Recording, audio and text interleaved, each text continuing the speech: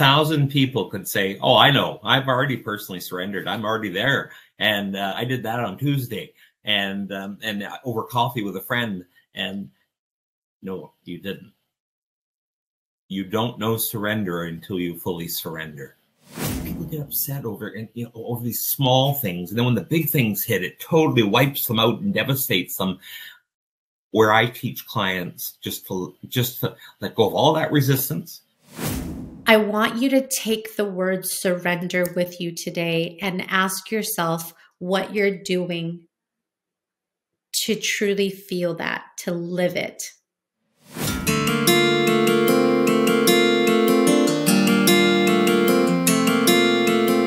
I'm Coach Des, mindset motivator and lifestyle entrepreneur.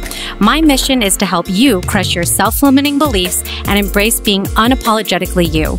The Born Unbreakable podcast brings you inspirational stories from all over the world that will empower you to unlock your unbreakable spirit. I'd love to partner with you on your next breakthrough. Go to bornunbreakable.com to schedule a free transformational call. Action begins today. Are you looking for a one-stop shop in Las Vegas where you can comfortably stay and host an event? Athena Estate is located in Southwest Las Vegas, just 10 minutes from the Strip, and offers everything you need. On over an acre of land, this indoor-outdoor venue is perfect for an intimate retreat, a small wedding, or a milestone birthday. We offer a variety of packages and services that will fit your needs and your budget. Book with us by December 26th and receive 20% off your stay or event. Visit staydorado.com, that's STAYDORADO.com to learn more. We look forward to customizing your next experience. Welcome to the Born Unbreakable podcast. I have a very exciting guest today, and his name is Shane Flannigan. He's out of Ontario, Canada. And as Shane and I were talking before we hit record, we admired something kind of special, which is the epitome of his story being a direct reflection of the title of my show, which is Born Unbreakable. And you'll understand why in a few minutes here when Shane begins to tell his story. But I was very attracted to being able to have this conversation for a few reasons. For one, so Shane is a success coach. That is what he does today. He helps people get to that best version of themselves. And part of what makes him so successful at doing that is because he's gone on his own journey. So my connection point, Shane, when I learned about you is I know that you've been in law enforcement. Yes. And I have a brother-in-law who's been over 20 years in law enforcement and just in December made lieutenant. And so that was just such a special thing to see his career from, the time my sister met him over 2 decades ago when he graduated with his degree in, criminal justice, to see his devotion. So I know what it means to dedicate part of your life to that. But you saw things and experienced things, and those things actually led you to a place where you had PTSD. Yeah. So for those of you who don't know the full definition of that, it's post-traumatic stress syndrome. And from that, a journey came, a journey of your own exploration, your healing, and that has led you down this incredible path. But I think, sometimes before we're on our high, we have those lows. And that is life, right? We always want the excitement and the fun and the joy, but with, there's a yin and a yang, and sometimes we have to have the pain and the sadness and the heartache a little bit for us to appreciate, the opposite. So I'm just so excited for you to be here. And I want to thank you for taking your time to come on the show. Oh, you're very welcome, Des, and thank you so much. And I really, as you said, the name of your show is of all the interviews I've done over the years, I've never run into a show with such strength in the statement of the name of the show. And you know, you made me realize something just a few minutes before coming on the air, and that is that I've been through a journey, and you know, when you don't look back so often, you kind of don't specialize what you've been through, but it is really relevant. It made me who I am today. Yeah. And so I want to thank you for having me, and your listeners for joining us today. I'm really honored to be here. Let me say that there's no snow here in Canada. It's all dry. I want to start out there. We're close to the Buffalo border where I am, and so we get the snow quite often. And we're near Niagara Falls, Ontario. So just so folks get an idea. But I serve a global online audience in my coaching. I want to just start out by saying something to you. Mm-hmm. And, you know, I've heard people say this when they've had a life such as I've had in their own particular way. And sometimes what I'm about to say gets misinterpreted. And I want to say that when you go on a journey in your life, where you experience things that are definite obstacles and change you, deeply change you. This is what I call going through a spiritual experience. And you'll hear that a lot from people who have come back on the operating table from dying. You know, they were clinically dead, and then they were brought back to life. They go through a spiritual experience, and it's not religious in the way I'm saying it. I mean, a spiritual experience is relating to or affecting the human spirit or soul, as opposed to material or physical things. And so I'm going to take you on a bit of a journey, and it kind of starts back when I was just a kid going through grade 1 and grade 2, and I was diagnosed at the time with something called dyslexia. And this is when dyslexia, and they call it something different today, I understand. But when I was diagnosed with that, they really didn't know anything about it. And this is kind of a theme for me. And so the kids in the class would see me for a couple of hours a day, go to a special room with a special teacher, and I was considered special ed. And I was chased and beaten by bullies and so forth, because some kids realize a weakness in the pack, they go for that weakness. So I had to try to strengthen myself, as you know, against the trauma that was going on from running every single day, from people chasing me, wanting to beat me up, and I would run at top speed all the way home, I remember. And they would yell at me I was stupid and all these things like sometimes kids will say to other kids. My mother always told me, you know, you're going to do this type of job like your dad. And I didn't want to do that. I wanted to be a cop. I wanted to be a police officer. I watched their cars drive by with my mouth open, just in awe. I saw them pull cars over, and I stood as a child and watched the officer, every boot step, you know, and the way he parked the car, and I was into it all. And my mom said to me, I remember, you're not going to make it there. That requires a lot of education at the time, and there's no way you're going to do that. And I really, you know, became defiant and said, I will do that. And so fast forwarding, I did it. And I got on the department, and I had a dream in my head of what it would be like. And I had no real, nothing to base it on, no TV or anything. These were the good guys on the white horses. And I had that dream, catching bad guys, serving the community. And now I know everybody goes in thinking that. And then you realize the reality after I spent 18 years, almost 20 in law enforcement, both the public and private sectors. I was on a serial killer task force here in Canada, in my city, back in, we're talking 89, early 90s. And there was a serial killer in our community. His name was Paul Bernardo, and his wife, Carla Homolka.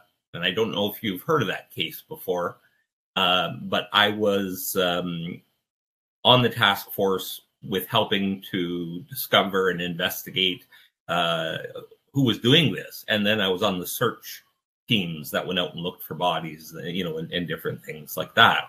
I was in undercover narcotics. As you can hear the sirens. I was in undercover narcotics for a little while. And then when I thought, I'm going to leave public policing and start my own private policing firm.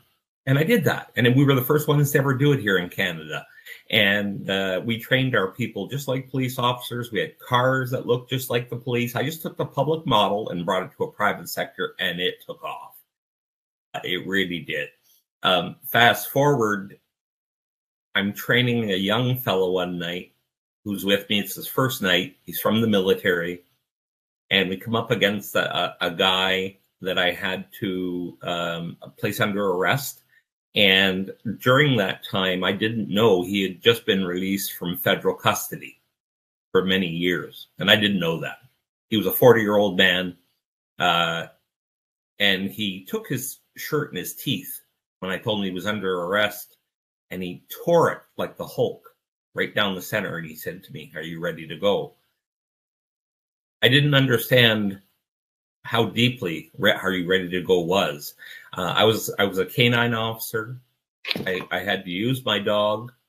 And in doing that, they always taught us in training that the bad guy gives up if you have to use any type of force.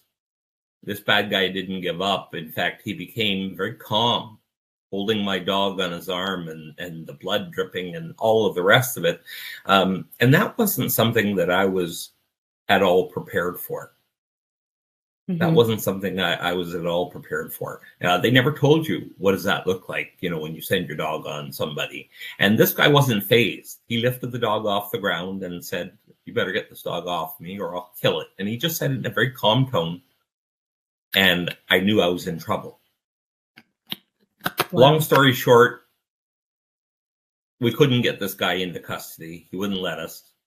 And he fought us until I was ready to black out. And it was at that point that I said to the kid, my partner, "We're going to do this one more time. I'll go for the legs, you go for the upper body." And we ended up getting him on the ground. And when we did so, the local police who we had called to help us arrived. And that was the end of the event, or so I thought. What happened was, and it took a while to develop, is I began to act strange in my home life. I began to rage out, or I'm not that kind of, I'm a very mild-mannered person. I began to rage out at my wife and children. I began to break toys. If I stepped on them, I'd crush them into little pieces. And my wife just stood there looking in horror at the whole thing. And finally it got to the point where she said, you had better seek out some help. So I went to my family doctor, and he said, "Well, you have classic post-traumatic stress." And he said, "You're going to be on a year's waiting list to get any help."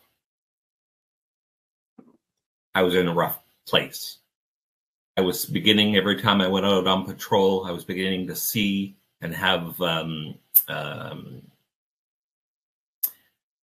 I began to have mental and auditory hallucinations. People that weren't there that I would run over with my patrol car. People that would speak to me when I was in my house, when the house was empty. And so I knew I had to pay out of pocket. I had to get help now. And when I got that help, there was a cutting edge treatment that my psychotherapist used, and I'd never been to any type of therapy, but she used it, and it was called EMDR,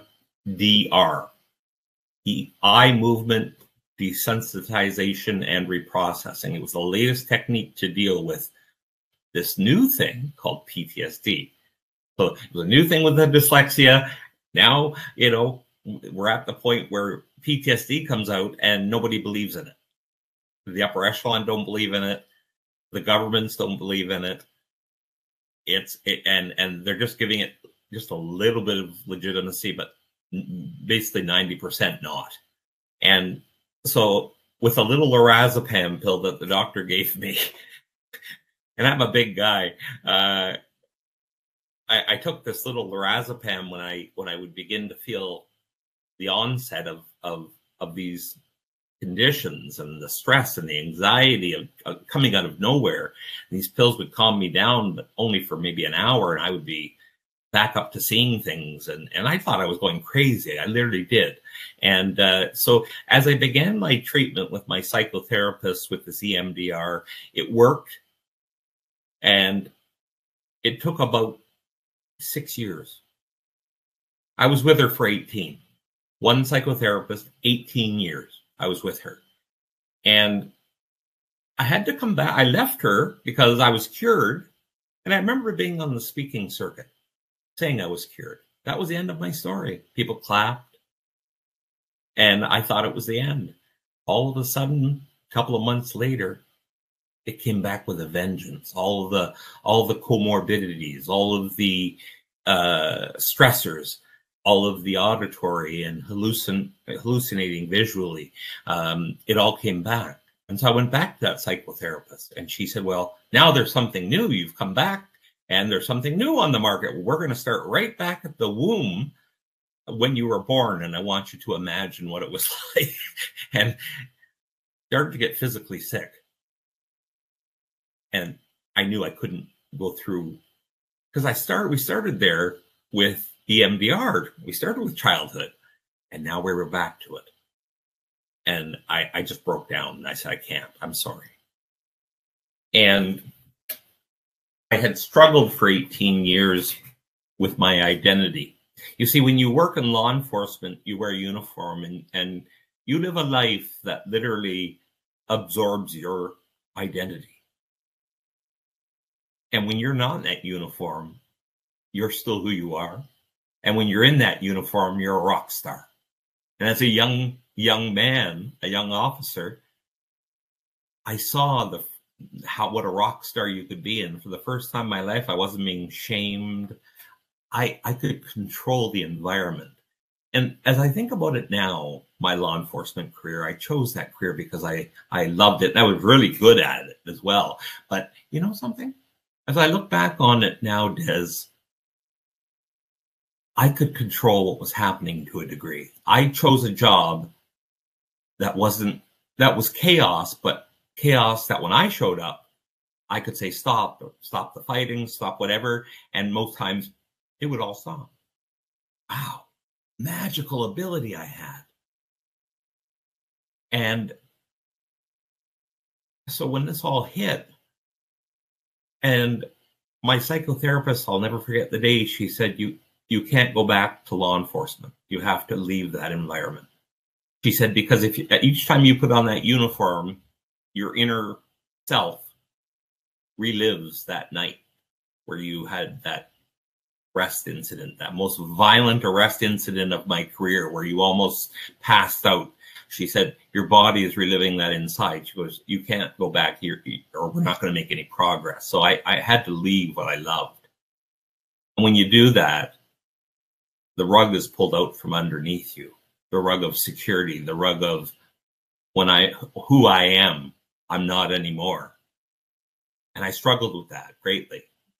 I struggled not having control. And the PTSD with these little lorazepam pills came on like a dragon again.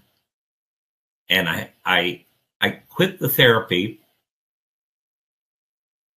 and went with a life coach. And she was an old friend from 25 years ago. And I went with her. And she said, listen, I don't know if what I do can help you.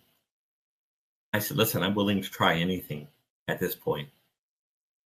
And in 4 sessions with me, she did more in 4 sessions. And this isn't to discredit the psychotherapy industry. I mean, it's my journey. This is the way it went. She did in 4 sessions what 18 years could not do. And it changed my life. Now, just prior to her changing my life, I went on a self-discovery, a spiritual self-discovery journey that I could have never imagined. And as soon as I stepped into it, that journey, teachers began to appear just naturally, which was so interesting to me, that these people were coming into my life as one teacher would teach me something and leave, another would roll into my life and bring me to the next evolution of healing. And that's what I was looking for, was the healing. And I was struggling with my identity. I was struggling with my healing. I was struggling with no one understanding me. And I didn't have the proper medications to treat what I did have, except for this little lorazepam pill. I needed a psychiatrist is what I needed. And I eventually got one. But you see, I went here in Canada and studied with a shaman, which is in indigenous communities and in communities around the world, there are shaman. Typically in my day, they were called witch doctors or you know, the tribe's go-to person if you're sick in any kind of way. So I wanted to learn about that. And I went into the deep wilderness for 3 years and studied with a shaman. Now, I'm a city guy. And even though I've got a big beard and everybody's told me, boy, you look like a bush guy, I was a city slicker and I was out of my element. And this teacher, she was tough. Notice I said she. I resonate with female instructors and female. I resonate. I don't know why. Just maybe I have no idea why. I just do. And so for 3 years, I was immersed in the bush, learning how to heal with old ancient techniques, shamanic techniques from around the world. And she would bring in other shamans from the Arctic, from Africa. And I would work with the shaman and they would tell me things and I would do plant medicines and it was out of my element. And there were times that it was so challenging that I would break it down and cry. And it was very difficult. But that time in the bush with that shaman, learning from the ground up, learning that everything has an energy, everything in your environment to you. You just have to have the right listening ears on to hear it. And I was learning to hear. And people, you know, I remember the first time I came out of the bush and I came home for a weekend and I put a big rock on my Thanksgiving table and I said, that rock can talk. My kids and my wife laughed hysterically. And it hurt me that they didn't understand what I knew. And so as I studied and I went through that time, that shamanic time, and when I finally did return home, it was a reintegration. I was a different person. I even took on a new name to cover up the person who fought with that guy. In my mind, I felt disgraced because I had fought with that guy and it had my first real hard, you know, fight to get a guy in custody ended up to be the very thing that took me out of the job I love. And so I still didn't know who I was, and I was still on a journey to find out who I was. And, you know, I took I learned about energy. I learned about people's energy. And now, you know, I can feel people's energy and tell them about what they're feeling that day based on the shamanic education that I took. And for a lot of your listeners, that may seem like, well, that sounds kind of crazy. But I'll tell you, there are, I always like to say never. And one of my biggest mottos is let life live you. And that's the way I live my life now. Let life live you. You see, you go into it and naturally my learning process, as I look back on it now, I wanted this and I wanted that and I wanted everything to be the way I wanted it to be, and I wanted to be healed and then become a public speaker and so forth. It's what I wanted. Mm-hmm. And what I didn't understand is no one's listening to what you really want. Life is going to take you and live you. Mm-hmm. And you can either resist it, I found, and it's going to happen anyway, whether you like it or not. And I remember my teacher always saying to me, you have your plans, but spirit has other plans. And spirit meaning that universal force, and we can call it God, or we can call whatever you like to call it, that mm-hmm. higher power has its own plans. And so I once I let go of what I wanted, because it never came to, nothing ever worked out exactly the way I thought it would. And everything was very difficult. But when I let go of all of that, boy, did life ever flow. And I remember my wife saying to me, well, you have to get another job. We're sinking financially. We're sinking. And we got, it won't be very long before my wife is working 3 jobs while I'm out on the couch mentally. Just time is passing. I was a zombie, and so I really beyond the public speaking, as I was trying to do that, which was way too early to, I will admit now, because I hadn't learned anything yet. Not yet. Life had a lot more to show me and to teach me. But understand, I lost a lot of friends on the police department because they thought I had lost my mind. In fact, one of my old partners actually said, "What's wrong with you? Are you crazy?" Because I was talking in such a spiritual way and living life in a different way than what he had experienced with me in a patrol car, for 18 years. And that really hurt. And people walked away. And so you're left to an aloneness, which is exactly where you should be. It's exactly where you should be. Stripped right down to nothing. This is you. Bare bones, you. And you're suffering. Now what? A teacher appears. And a teacher that came in the form of a man in a coffee shop. And he came and just a stranger, and he sat down with me, and he said, "I noticed you sitting here, and you look very interesting. What are you doing? Tell me about you." And he gave me a few golden nuggets, and he was just like a messenger, and then he was gone. He said, "Listen, I gotta go. It's been nice talking with you." But listening to him explain about some of the things and how he handled some of the things in his own life set me on an even better course of understanding. And so if we then move into my life coaching experience, my life coach began to ask me a lot of questions.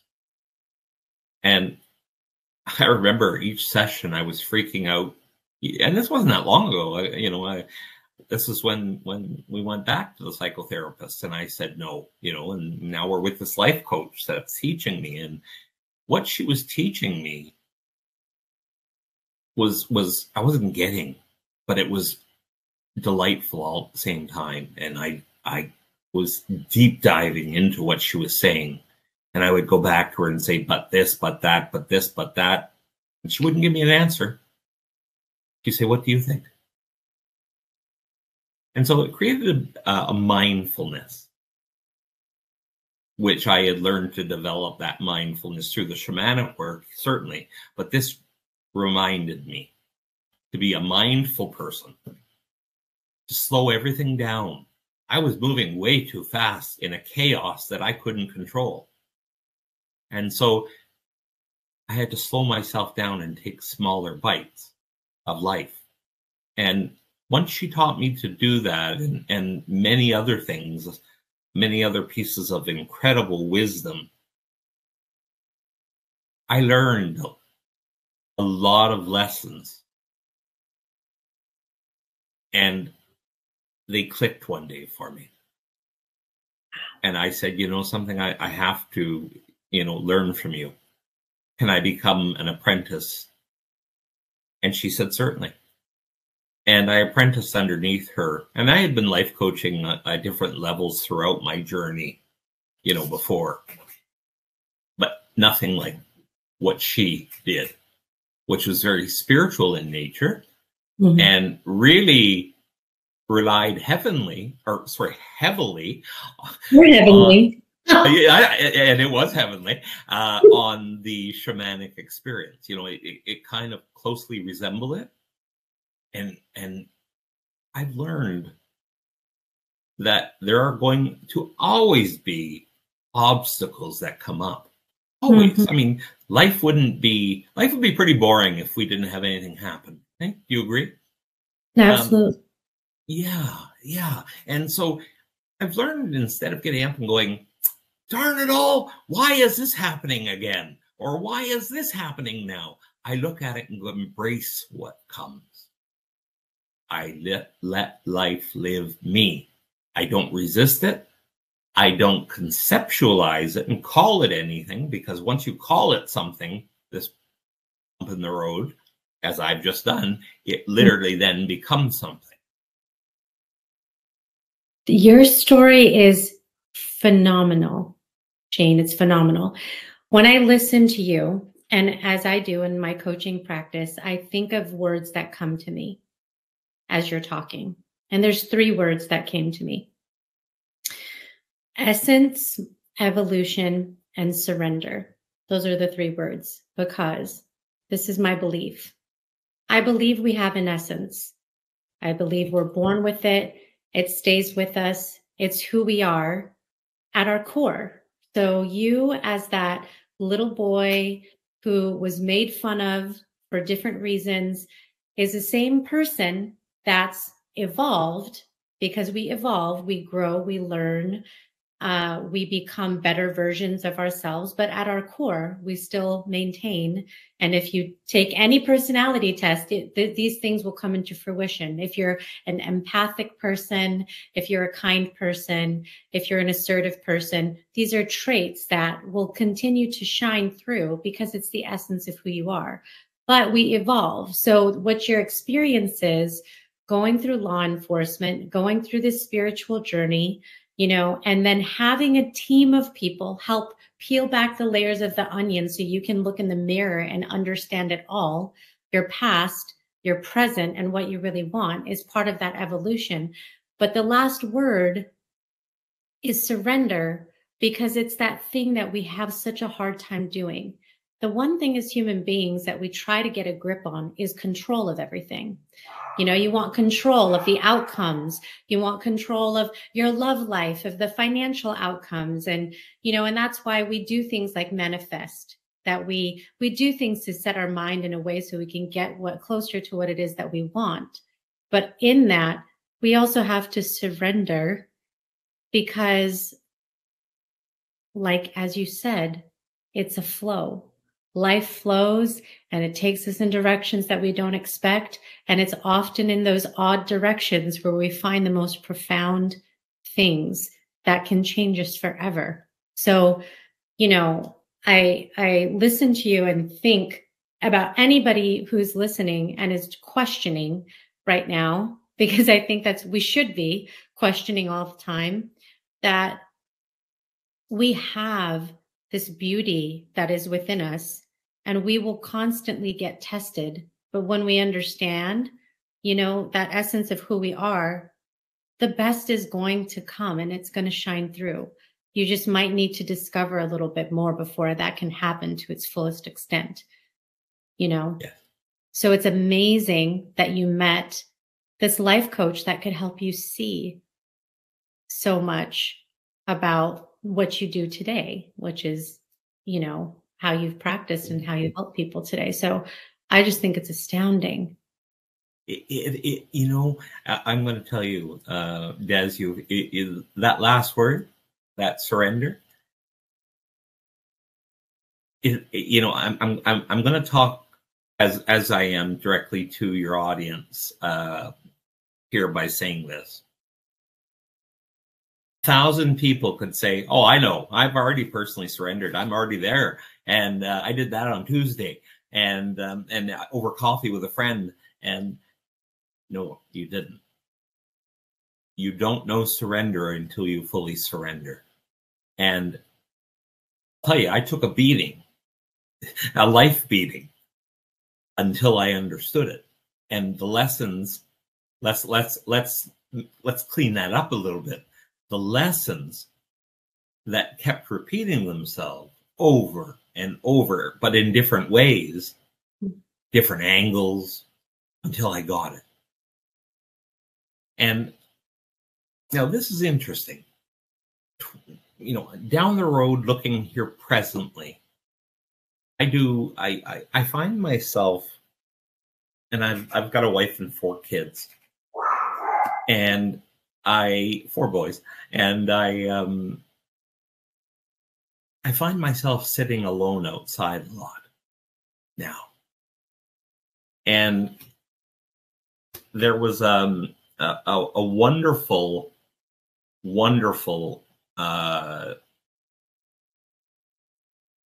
picture post that came up, and that picture post, I'm just gonna, if I can take a minute to read it to you here. I saw it just the other day, and it said, "I may be solitary, I'm not alone." And that resonated with me. And so I go outside, and I said to my wife, I said, I just need breaks throughout the day, go and sit and be, and to ponder, and to be meditate, and to be mindful of what's happened during the day, and really internalize and understand it, and I do that during those alone times. It's, honey, it's not that I don't want to be around you, or I don't want to be in your presence. I just require this. And this is a new thing, And she said, no, listen, I understand completely. You do what you have to do. She's from the corporate world, so she's, this stuff for her is a little woo-woo, you can understand. And but she's used to my being a little crazy and zany and that, and I love living unfiltered in that way. Wearing the tie-dye T-shirts and just going out and meditating and so forth, and I love that. And I'm a hippie that never knew what a hippie was. That's what she calls me. and I embrace that inner hippie. I embrace that inner hippie now. And you learn a lot about yourself when you're sitting there by yourself, not listening to anything on your phone, music-wise or anything, but simply just contemplating the small 10-minute chunks of your day or something that may have happened. And I'll take my journal and I'll throw ideas around about it. And so it really becomes an inner self-exploration, a surrender. I'm surrendering to all the things that are going to happen in my day, and I'm saying absolutely yes to every one of them. And as I go out, I walk a lot slower, not because I'm older, but because I'm letting, as the great Buddhist Thich Nhat Hanh said, let your bare feet walk the earth. Let them kiss with each step the earth. And do it slowly, do it mindfully. And And so on a trip to the coffee shop or whatever, I'll do that. And everything, I'll see a certain car pass, and I'll actually just stop and ponder, why is that? You know, and why is it that color? Why did he run that sign? And I wonder who's driving. And I'm not, you know, I'm not doing it in an angry way. I'm doing it in a more speculation, mindfulness. If a cat crosses or a dog, you know, I'm enjoying every little ant and leaf that falls. Mm-hmm. And I'm going to tell you, that's surrender. And for everybody, that marker of surrender is going to be so different wherever you are in your life. But when people say, I have surrendered, mm-hmm. I can see in their eyes if they have or they haven't. I can see by their face, like the smile that you have on your face right now. I know you've surrendered. I can tell it's an energy that I feel. It's so amazing to hear you say this, because I have so many moments, especially in coaching, right? People are their most vulnerable, and there's being here and there's being here. Yes. Right? Because I don't know, and it'd be interesting. I'm sure there's a study on this.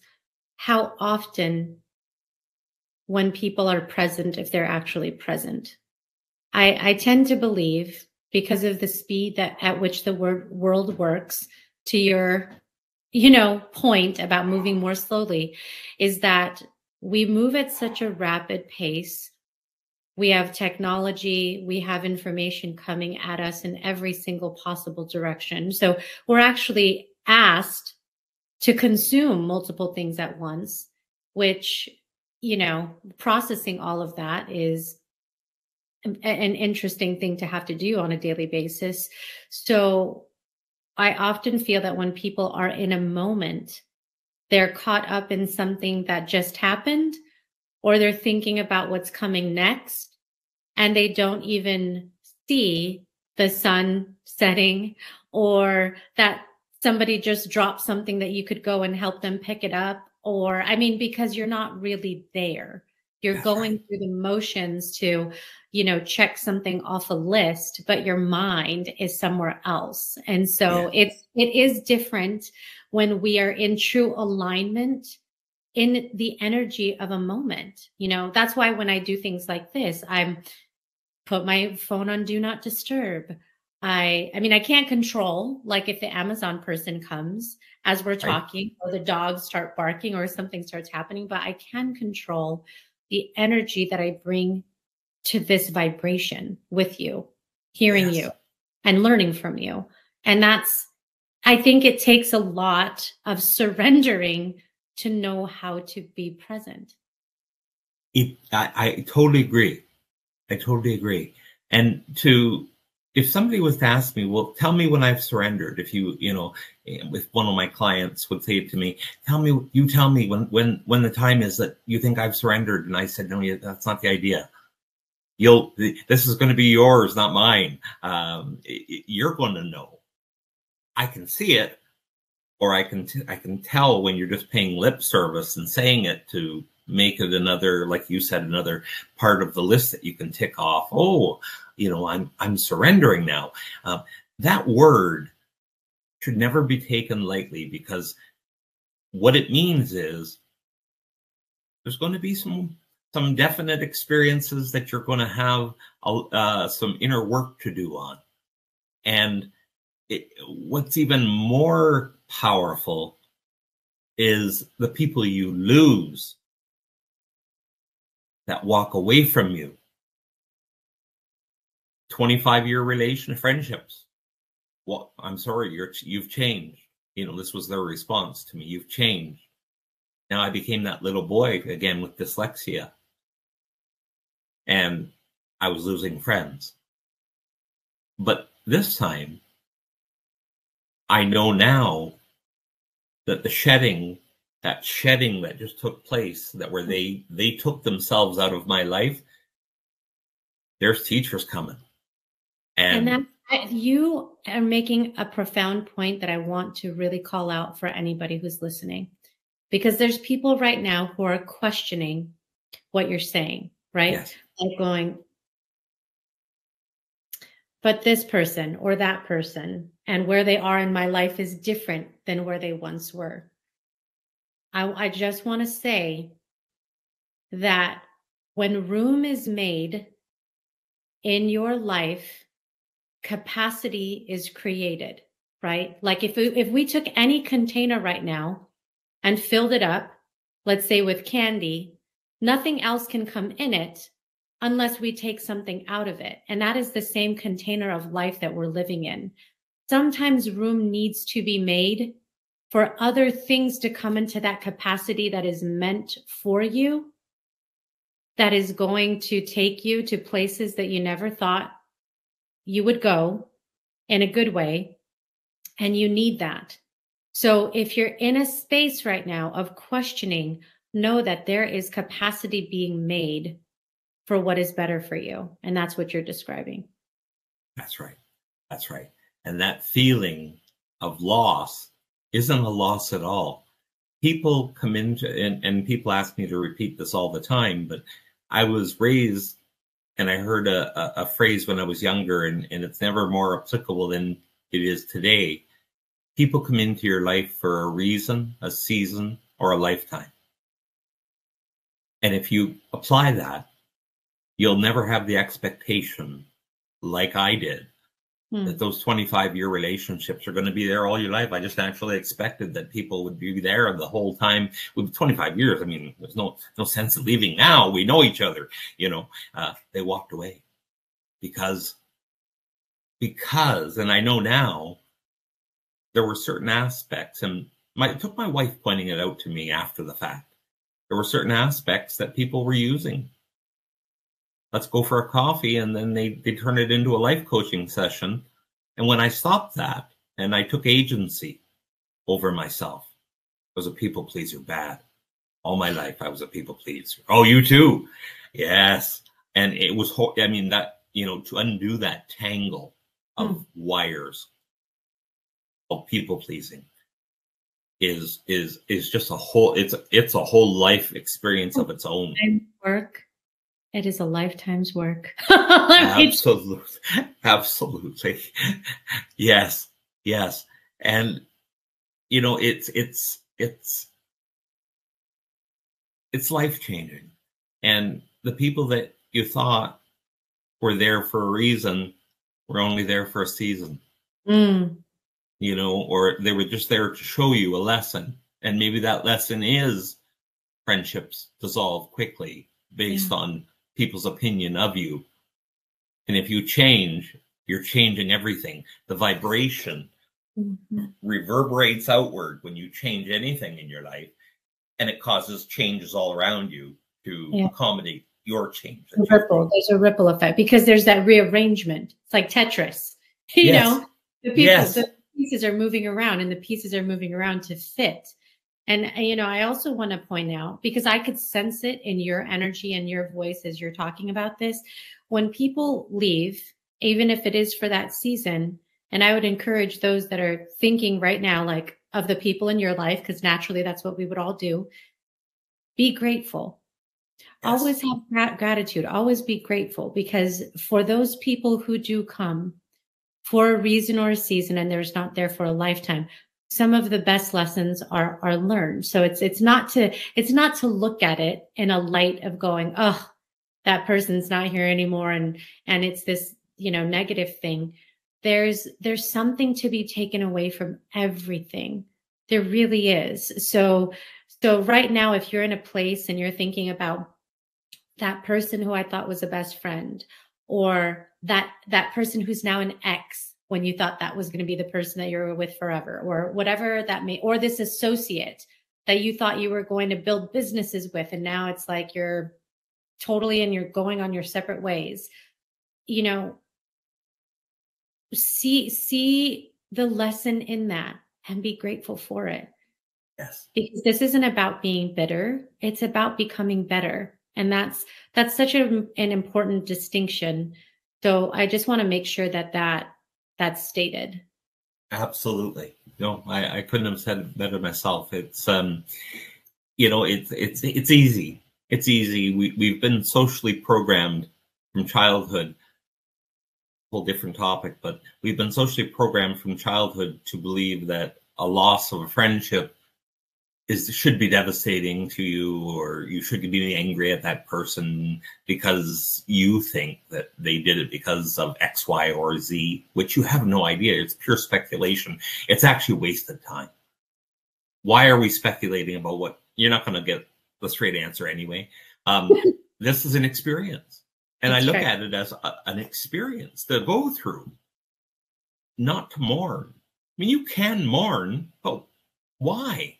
It was an experience. And again, if you didn't have that experience, you would not now have the knowledge, as you've pointed out, Des, that not all relationships are going to work. And I say to couples that I do life coaching for, that are no longer couples, or they're on the verge, I say, you know, usually people in these situations, and I've seen it in law enforcement, I've seen it from a life coaching angle, they're very bitter. And you know what?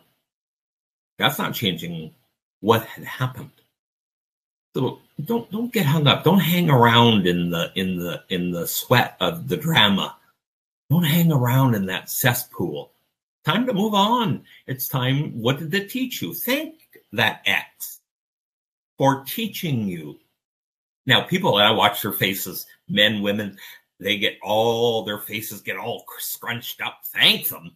Well, that person was an idiot, you know, and I'll say, but what did they teach you? I mean, take all your personal hurts out of it. What did you learn? And everybody can always learn something. Always. You know, the person cheated on me. Okay, so you learned something. That happens in relationships sometimes. And you know, I mean, that person did that, and they were an excellent teacher, although it doesn't feel good. Right. Once you can see past your pain, you will see that this person presented you with lessons that you'll take ahead with you on your journey. Yeah. And just one of those such lessons, you know, just when I began life coaching, I was diagnosed with adult ADHD. Adult ADHD. Now, ADHD I've had, as I know now, I've had it all my life. But as an adult, I started to experience these really. What is the distinction when they throw in the word adult? Yeah, you know, it's really silly because ADHD is you have it all your life. But you know, they put this label on it, adult ADHD, as opposed to a child ADHD, and it's all the same. Graduated to the adult. yeah, exactly. Like my son, he's autistic and he has ADHD, and so it really changes you. And this, I'm now 53 years old, and I thought after the life coaching had started, okay, all right, life isn't, you know, and then all of a sudden this diagnosis comes along. And with it comes new medications. And I know and they say you got to find your sweet spot. So you're going to suffer a little bit on these medications. Some will work, most won't work for you. And then you're going to find the one that does. And it's going to play with your mind, and it did horrible things while I was going through this medication. At one point I was on a stimulant, and the psychiatrist had said, well, you're on you're on amphetamines. And I looked at her and I said, why? You know, it was interesting. I said, why am I on an amphetamine? She goes, well, it's a stimulant for ADHD. It's medical grade amphetamine. Do you know how badly that screwed me up? And you're trying now your compass that you have, you thought, again, I fell into the thinking, oh, this is how life's going to go from here on out. And you all of a sudden get this ADHD, and you got this medication that changed your personality.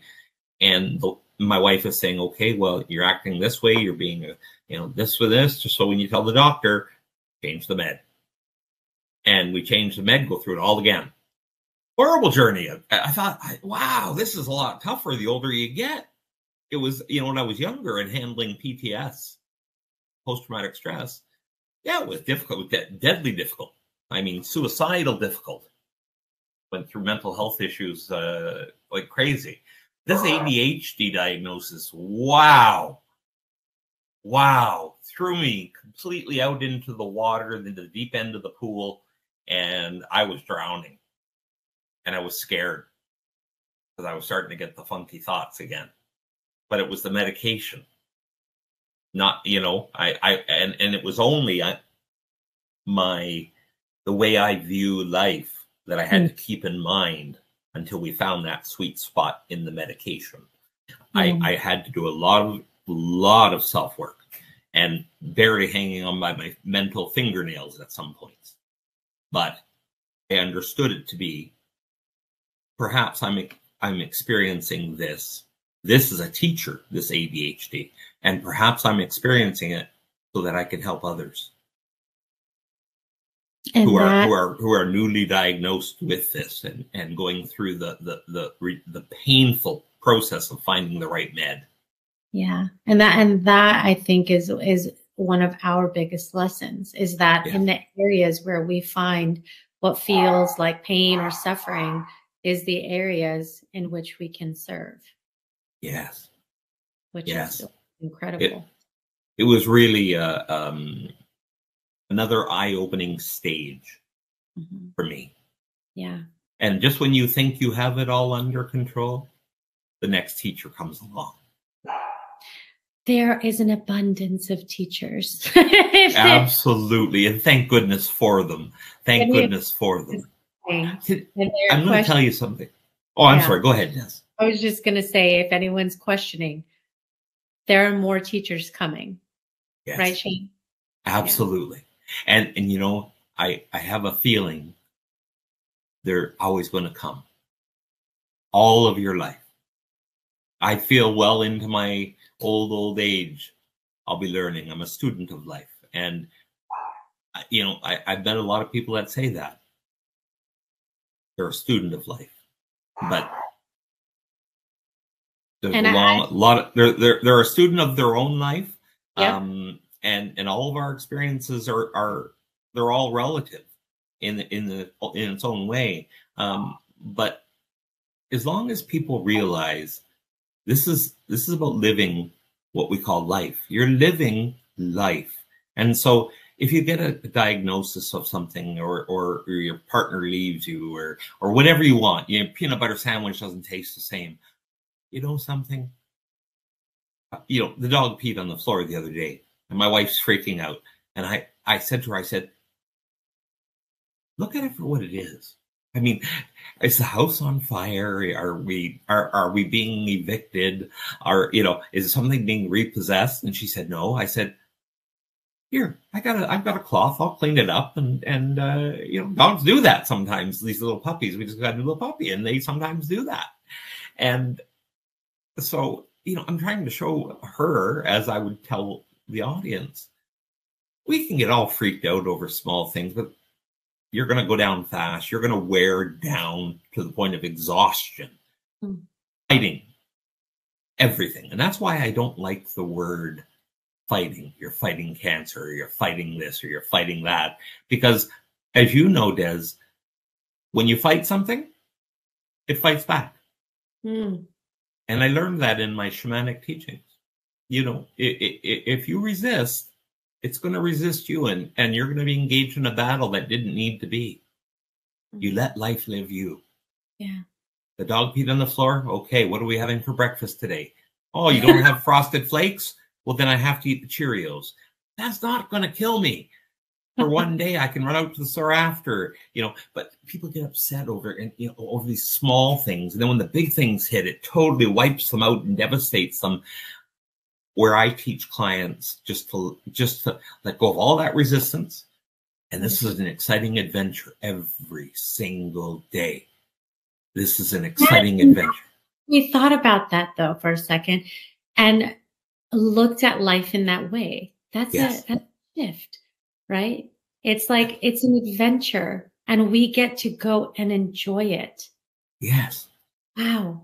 Yes. I like to tell people, you're a speck of sand riding on this big giant ball hurling through space, and you're worried about the dog peeing on the ground. on the floor. You know, like, think we're traveling through space as a speck.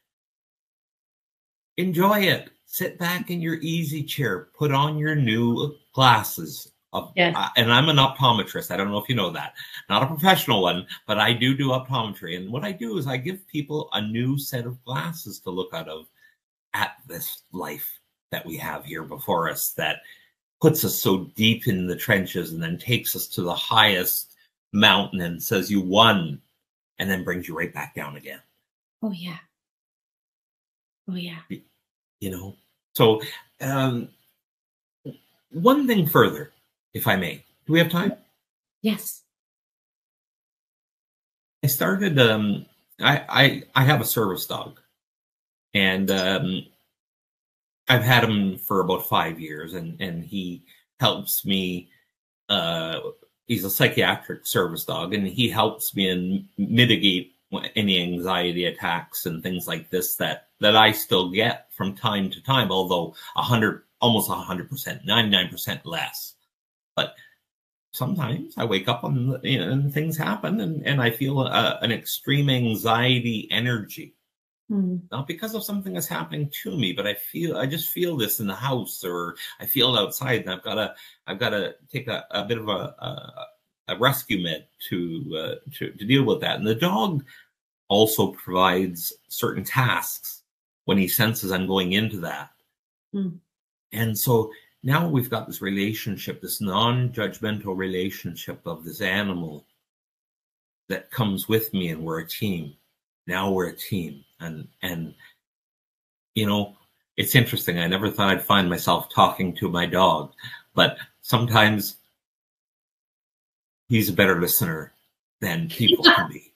I think so. You know what I mean? But I there's a possibility. I was told just last week that I may have multiple sclerosis.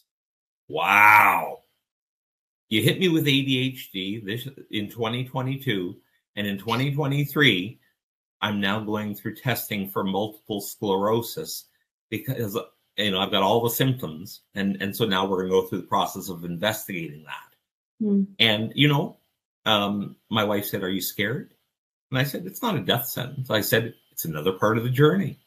I said, if it happens, I'm going to embrace the energy that it brings, and I'm going to talk to it. As I do with all of my afflictions. I talk to the energy of that affliction, and we live harmoniously this life and the affliction, because it has energy, and it listens. And if you say, damn you, it's going to get a little, maybe test you. It's going to teach you some more lessons, because obviously you haven't learned to let life live you yet. You're still resisting. So with a diagnosis that sounds so serious, I understand again why if this is true and I have multiple sclerosis, I have it for a reason. And that will be because perhaps there is a person out there that is going to require support, that because they've just been given the diagnosis or been given a similar diagnosis, a disease. And I will teach them how to embrace that. Embrace. And I know that sounds like a funny word. Why are you embracing MS? Listen, you're not, you know, if that's what life has dealt you, look at it as an opportunity to better yourself.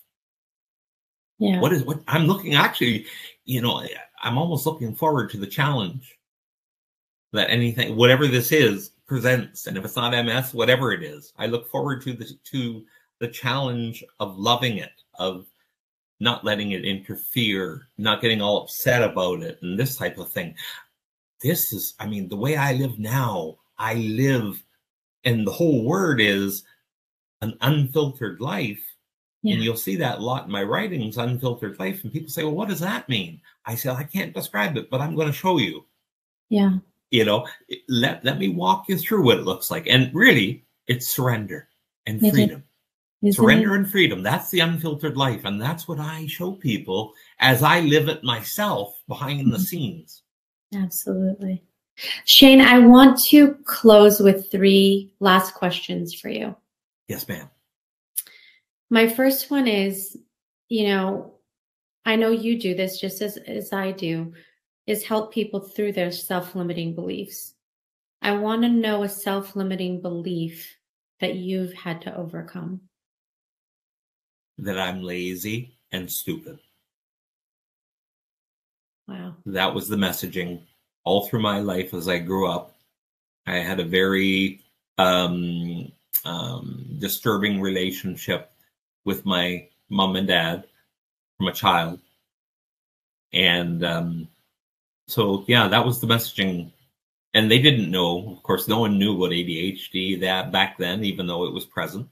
No one knew what dyslexia and how it expanded out because it was new. Yeah. And all the things I was doing, I always heard that. Well, you're just being lazy. You're losing every job you've ever got, stupid. Every job you ever applied for, you lost it, stupid. And so these are the messages that haunted me into adulthood. Wow. That's some pretty big messages, and I'm glad you've got enough teachers to bring you to where you are today. If you could give one last piece of advice to anyone listening right now, what would it be? If I could give one last piece of advice, it would be to study mindfulness. And when I say study it, live it. Go out, go out on a walk and touch in the bark of a tree. If a leaf falls in front of you, pick it up and look at it and feel it in your hands. Slow everything down. Slow everything down. Everything. And you have to be that change maker by actually going and doing that. And when the boss is throwing deadlines at you and groceries and kids and all of that, slow it all down. You're the only one speeding up the movie. And I'm gonna give you the bit of a shocker right now. What I teach is what you're seeing is also just a movie playing before you, and you're playing your movie, and I'm in your movie, Des, right now, and you're in mine, and it's all a big illusion. It's all an illusion what's happening. No, it's not. I have MS or I have dyslexia. Yes, you do. I firmly believe you believe that. So if this is an illusion, this is your movie, and you're constantly, your mind is constantly throwing out the scenario to keep the movie playing. And the mind really has control over everything. And it's the biggest liar in the room. It's the one that with the voice that tells you you're stupid and lazy. So slow down. Take smaller life bites. I like to call them life bites. Take smaller life bites. You control you. You have to let the agency that you have over yourself take over. You're in control as far as what you're responding to. And really take a look at that in a very slow, mindful way. Get back out there where you can see and be part of the experience of your movie. Yeah. Wow. That is so good. Shane, how do people find you, follow you, connect with you? Well, there's something I haven't told you just before I answer that, and that's the big guy behind me there you see in the picture. I am also a 20-year professional Santa Claus, and at Christmas time for children, and I really enjoy it. To be honest with you, I really enjoy it, and I add elements of Santa in my life coaching, which is the name of my life coaching business is North Pole Life Coach.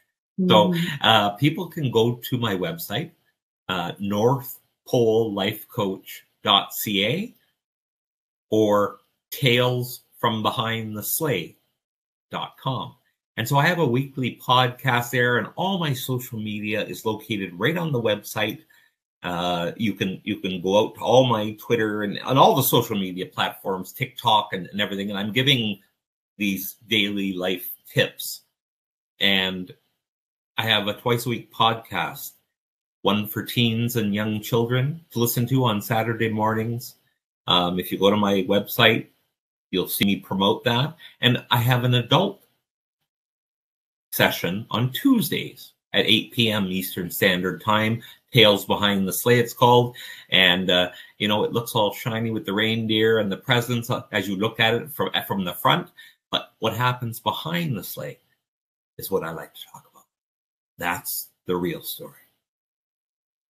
That is so awesome. So people can reach me on my website. I love it. And it's gifts. It is gifts that you are giving. It really is. And I feel so grateful for our time today. It's definitely made me think, and I want to incorporate a walk into my day actually because of this conversation. It is amazing what we learn, what we think, what we feel when we slow down. So thank you for that important reminder, and I appreciate you. I appreciate you too, Des. Thank you. And you know, I'm just going to say as we leave today, when a child stops believing in the magic of Santa, they lose something and they go into adulthood with a loss of something. Mm-hmm. Don't let your inner child lose that magic. And I hope that I can walk alongside of people, and I love people, that I can walk alongside them and show them that the magic is still there. You just got to dig and clean off the diamond. It's got a lot of stuff on it from life. I want you to believe again. Beautiful. Thank you, Shane. Thank you, Des. I love you very much, and I appreciate your time. Thank you to your audience for listening. And by all means, if anyone has any questions, you contact me through my website, and I'll be more than happy to speak with you. Absolutely. What a fun episode with Shane Flannigan, the North Pole Life Coach. What a fun name. And I learned that Shane has tattoos everywhere and they're all Christmas related. How cool is that? So fun. So it never fails that every time I do a recording, I've been podcasting now for 2019, 2020, 21, 22, 23, going on 4 years. So you would think that the technology and all of things would just be in alignment, and no. At the beginning of the episode, I pulled a wire and my webcam went on the fritz. So I had to take my webcam off, and that's why there was like, where did she go? She disappeared if you were watching on a video. Anyways, so that, yeah, it is always something. I can't. But with the theme of the day being surrender, you just have to be present in those moments, right? And those are the things that happen to us. There's always going to be something that goes awry, and we have to rise to the occasion. Rise to the occasion. I have this little thing in front of me. It says "You're magical," and it's a unicorn, and you push it and it lights up. If anybody's watching on video, it's a reminder to me about something Shane said, which is not to lose the magic. It's another way you might say of not losing the faith. See, the beauty about being young is you believe that anything is possible. You have that hope, you have that energy, you have that belief, and somehow, some way, we get older and life hits us and we lose that hope and that faith. And so whether it's Santa Claus or a unicorn, whatever you need to do to keep and bring that magic to your life, even in adulthood, yes. Like I just celebrated a milestone birthday and most of my gifts were unicorn related. So you would think it came from a 10-year-old's party. And I'm okay with that because I like to choose to bring magic into my life. I love that. And people know that about me. So don't lose that. You know, for you, it might not be these things, but let it be the thing that works for you. Let it be the thing that works for you. You know, I want you to take the word surrender with you today and ask yourself what you're doing to truly feel that, to live it. When Shane says, let life live you, what a concept. That's very interesting. He's definitely a deep thinker, and I love his message about mindfulness and being in the moment and being present and taking everything in and having that sense of gratitude for all of it, even the things you don't quite understand, because there is a lesson to be learned. So surrender today. Share this episode with someone who needs to hear it, who needs that inspiration. You have more power than you think you do by what you're able to bring to the world around you. So bring that positivity, bring that joy, bring that hope, bring that magic to someone today by sharing. If you haven't already, follow and subscribe the Born Unbreakable podcast so you never miss an episode and always know what's going on, what's next. And hey, I know Valentine's Day is upon us, and some people love that sense of celebration, even not just for that day, but throughout the month. So my thing with that is about as much as you make that day, this month, about the love that you give to others, be sure that you're pouring that love into yourself. How are you showing up for yourself and loving you? Loving the skin you're in, loving the person you are, and being unapologetically you.